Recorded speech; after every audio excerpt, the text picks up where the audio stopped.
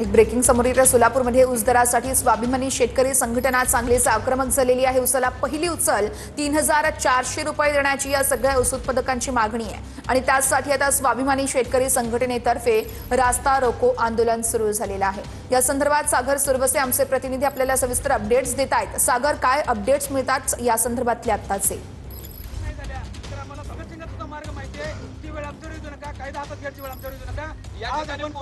वर्षा, आपण पाहिलंय की खरं तर स्वाभिमानी शेतकरी संघटना ज्या आहेत आता ऊस दरासाठी आक्रमक झाली आपल्याला पाहायला मिळते। खरं तर सोलापुरामध्ये ऊसाचं मोठ्या प्रमाणात गाळप जे आहे ते केलं जातं आणि त्याच पार्श्वभूमीवरती सोलापूरमध्ये आता ऊसाला पहिला हप्ता जो आहे, पहिली जी उचल आहे ऊस गाळपाची, ही या ठिकाणी आपण पाहतो की 3400 रुपये द्यावी अशी मागणी या ठिकाणी करण्यात येत आहे आणि त्यासाठीच आता हे सर्व शेतकरी जे आहेत त्या ठिकाणी आता सोलापूर विजयपूर राष्ट्रीय महामार्गावरती रास्ता रोको आंदोलन जे आहे त्या ठिकाणी करताना आपल्याला पाहायला मिळत आहेत आणि जोरदार शेतकऱ्यांकडून घोषणाबाजी जी आहे ती देखील या ठिकाणी होते आणि ऊसाला पहिली उचल 3400 रुपये मिळावी ही प्रमुख मागणी जी आहे ती या ठिकाणी या सर्व शेतकऱ्यांकडून केली जाते। आपण पाहतोय पोलीस प्रशासन सुद्धा या ठिकाणी दाखल झालेला आहे आणि या रास्ता रोकोला थांबवण्याचा प्रयत्न या ठिकाणी करण्यात येत आहे आणि या संदर्भातले अपडेट्स घेत राहू। तुर्तास धन्यवाद।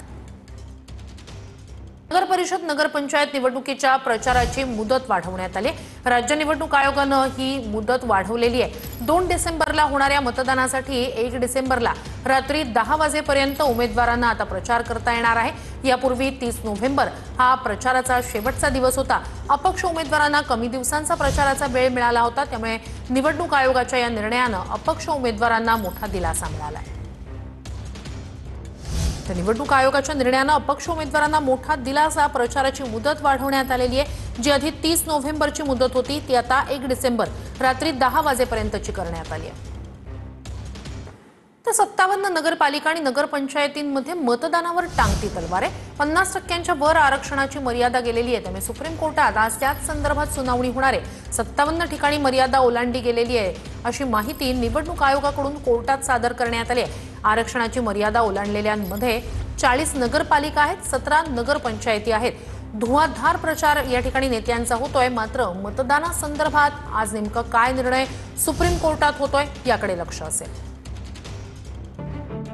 17 नगरपंचायतींमध्ये 50% आरक्षणाची मर्यादा ओलांडली। अमरावती, धारणी, वाशिम, मालेगाव, यवतमाळ, धानकी, पालघर, वाडा, चंद्रपूर, बैसी, धुळे, सिंदखेडा, गोंदिया, गोरेगाव, सालेकसा, नागपूर, बेसा पिपळा, भिवापूर, नाबिडगाव, तरोडा खुर्द, पंढुर्णा, गोधणी, कांद्री, महाधुला, मौदा, नीलडोह, येरखेडा। 40 नगरपालिकांमध्ये 50% आरक्षणाची मर्यादा ओलांडली। परभणी, पूर्णा, पालघर, जव्हार, भंडारा, साकोली, शेणदुर्तफा, पुणे, दौंड, वर्धा, पुलगाव, अहिल्यानगर, शिर्डी, धुळे, पिंपळनेर, अमरावती, चिखलदरा, दर्यापूर, यवतमाळ, आर्णी, नंदुरबार, नवापूर, तलोडा, गडचिरोली, आरमोरी, देसाईगंज, गडचिरोली, नांदेड, बिलोली, धर्माबाद, कुंडलवाडी, उमारी, चंद्रपूर, बल्लारपूर, भद्रावती, ब्रह्मपुरी, चिमूर, घुग्गुस, नागबीड, राजुरा, नागपूर, बुटीबोरी, डिगडोह, कामठी, काटोल, खापा, उमरेड, कन्हानपिपरी, वाडी, नाशिक, मनमाड, पिंपळगाव, बसवंत, इगतपुरी, ओझर, त्र्यंबक।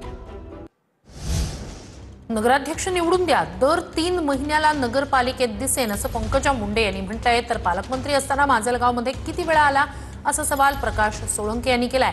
दर 3 महिन्याला परळीत गेला असता तर परळीत जिंकला असता असंही प्रकाश सोळंके यांनी म्हटलंय। या प्रत्येक उमेदवाराला पंकजाताई स्वतः वेळ समजून मी वेळ कमी घेत असले तरी मी वेळ कामाचा देत असते, तर माझ्या या उमेदवारांना निवडून द्या। दर 3 महिन्याला नगरपालिकेच्या ऑफिसमध्ये पंकजा मुंडे बसली नाही आवडला, ते माझं तुम्हाला वचन आहे आणि तुम्हाला तर माहितीच आहे, मेरा वचन आहे। पंकजाताई या ठिकाणी येऊन गेल्या, म्हणल्या आता मी दर 3 महिन्याला माजलगाव शहरात येणार, बैठक घेणार, आढावा घेणार। ताई साहेब, तुम्ही 5 वर्ष पालकमंत्री होते, किती वेळा आला तू माजलगाव? किती वेळा? त्या 5 वर्षात एखादी बैठक घेतली का माजलगावसाठी? आणि आता कुठल्या तोंडानं तुम्ही सांगताय की मी 3 महिन्यांनी येणार? अरे मागच्या तुमच्या काळामध्ये 3 महिन्यांनी तुम्ही परळीला गेला असतात तर परत जिंकला असता, तिथंही तुम्ही गेला